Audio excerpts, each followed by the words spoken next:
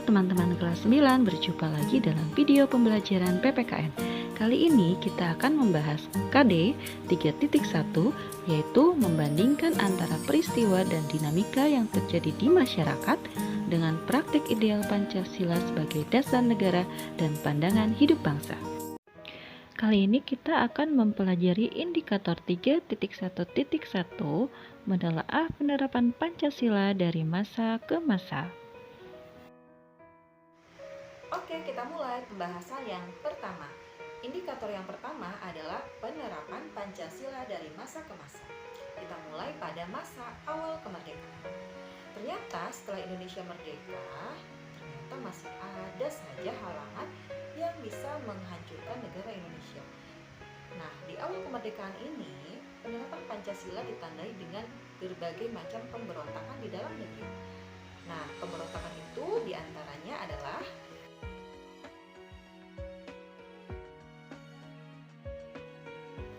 Pemberontakan pertama dilakukan oleh PKI atau Partai Komunis Indonesia. Hal ini terjadi karena pada saat itu PKI ingin menggantikan ideologi Pancasila dengan ideologi komunis. Pemberontakan yang kedua dilakukan oleh Darul Islam. Pada saat itu Darul Islam ingin merubah Pancasila dan mendirikan negara dengan syariat Islam.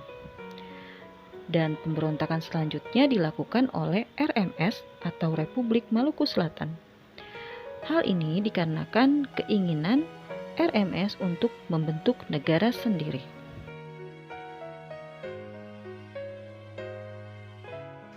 Kita lanjut pada masa yang kedua. Masa yang kedua adalah masa Orde Lama atau dikenal dengan demokrasi terpimpin. Ini terjadi pada kepemimpinan Presiden Soekarno yang terjadi pada tahun 1959 sampai dengan 1966. Demokrasi terpimpin adalah sebuah sistem demokrasi yang ditandai dengan seluruh keputusan dan pemikiran dalam pemerintahan negara berpusat pada pemimpin negara. Hal ini dicetuskan oleh Presiden Soekarno karena banyak gerakan separatis atau pemberontakan dan gagalnya Badan Konstituen menjalankan tugas membentuk Undang-Undang Dasar, sehingga memunculkan Dekret Presiden pada tanggal 5 Juli 1959 yang isinya membubarkan Badan Konstituen dan kembali pada Undang-Undang Dasar 1945 dan menghapus Undang-Undang Dasar sementara 1950. Selanjutnya dibentuknya MPRS dan DPAS. Dalam masa kepemimpinan Presiden Soekarno di era demokrasi terpimpin, ternyata ada beberapa hal penyimpangan terhadap Pancasila. Yang pertama, Presiden Soekarno ditetapkan sebagai presiden seumur hidup. Yang kedua, presiden dapat membubarkan DPR. Dan yang ketiga, presiden membentuk dan memberhentikan MPRS dan anggota-anggotanya. Setelah mempelajari penerapan Pancasila di era demokrasi terpimpin, selanjutnya kita akan mempelajari penerapan Pancasila di masa Orde Baru, yaitu kepemimpinan Presiden Soeharto.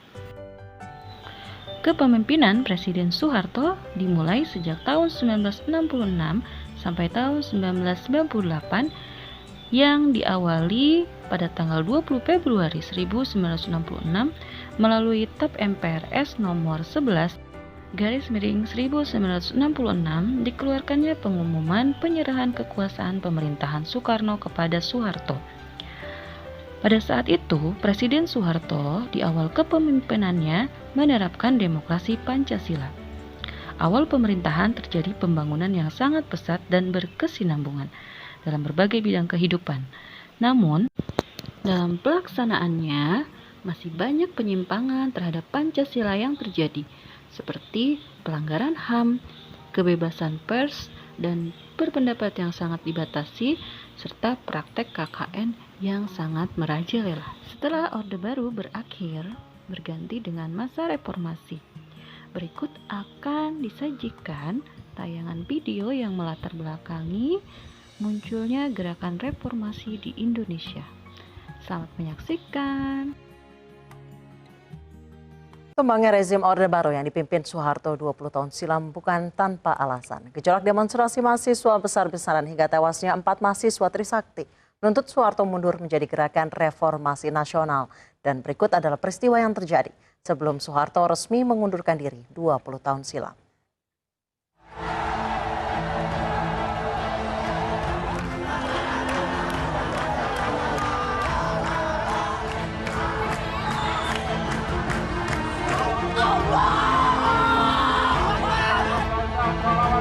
Mei 1998 menjadi salah satu bulan sangat penting bagi masyarakat tanah air.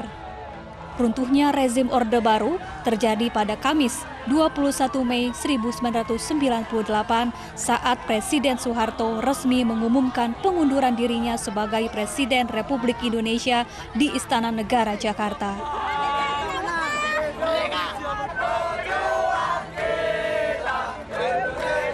Setelah pengumuman Soeharto mundur dari jabatannya, B.J. Habibie yang menjabat Wakil Presiden dilantik menjadi Presiden ketiga Indonesia di depan Mahkamah Agung lantaran pelantikan Presiden di gedung DPR MPR tidak mungkin dilakukan karena seluruh sudut gedung Dewan diduduki mahasiswa sejak beberapa hari sebelumnya.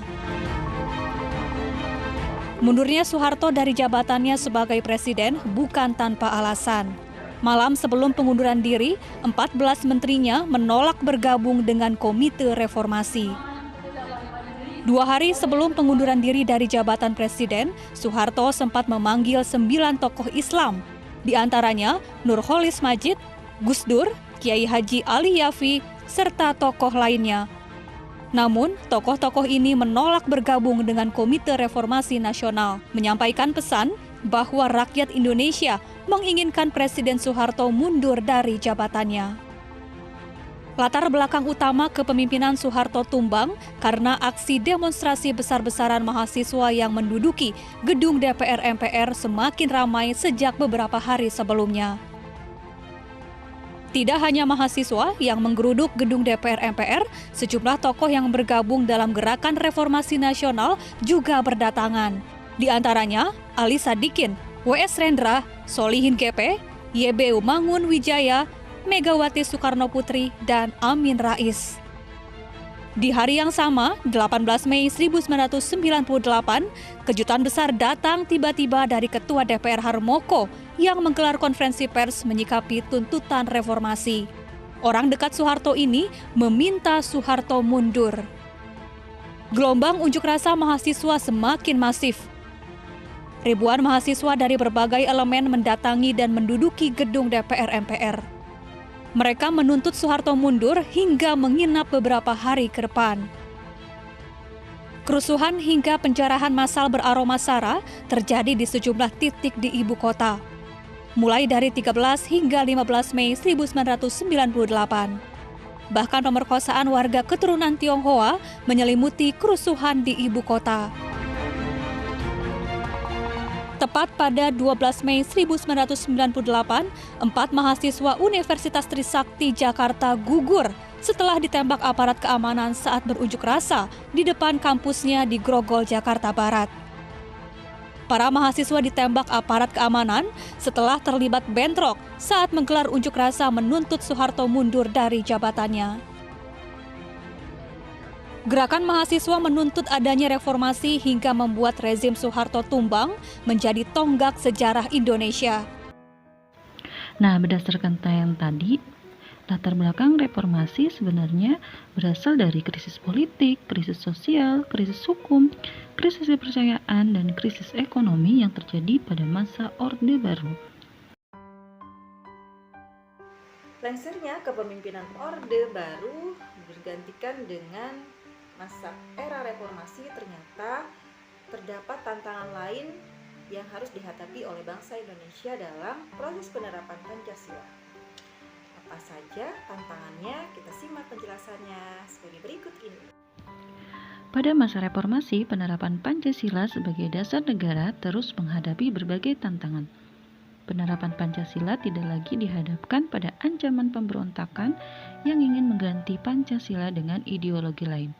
Akan tetapi, lebih dihadapkan pada kondisi kehidupan masyarakat yang diwarnai oleh kehidupan yang serba bebas.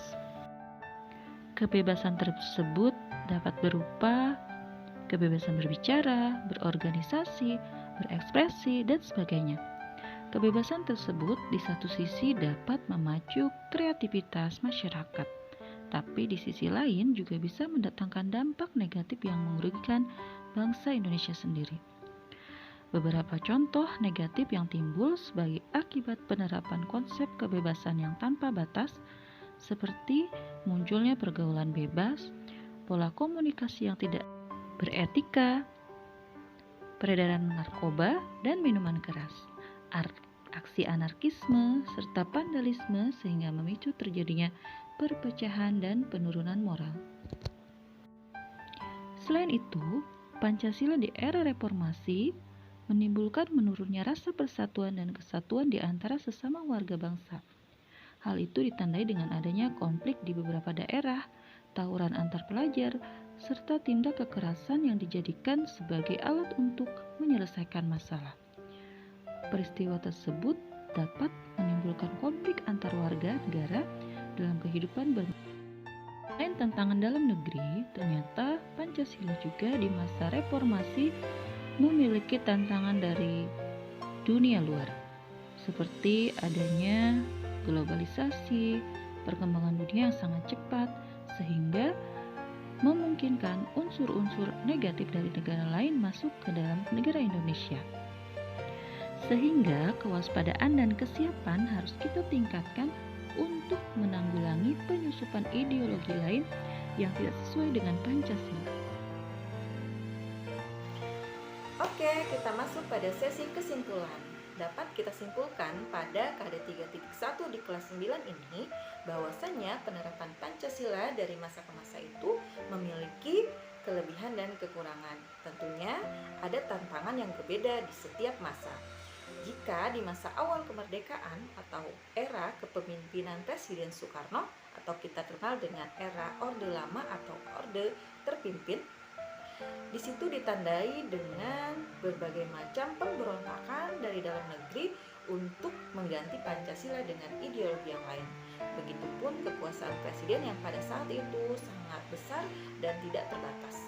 Kemudian ketika di masa Orde Baru atau kepemimpinan Presiden Soeharto ditandai dengan adanya penerapan nilai-nilai Pancasila yang bertentangan dalam kehidupan pemerintahan. Oke, akhirnya